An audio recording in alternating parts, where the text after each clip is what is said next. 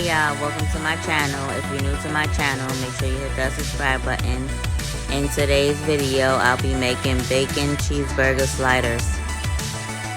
Okay, so first I started with the ground beef. Once that was done, I made the bacon. Now I'm going to show you the Hawaiian rolls I'm using. Okay, so I'm using a 3-pepper spicy cheese. I'm just going to add that layer first. Then I'm going to add the ground beef on top. Okay, so after I added the ground beef, I went ahead and added the bacon. Then I'm going to add the rest of the cheese I had left on top. If you're enjoying the video so far, make sure you hit that like button. After I did that, I went ahead and made the sauce. I'm using some melted butter and oregano.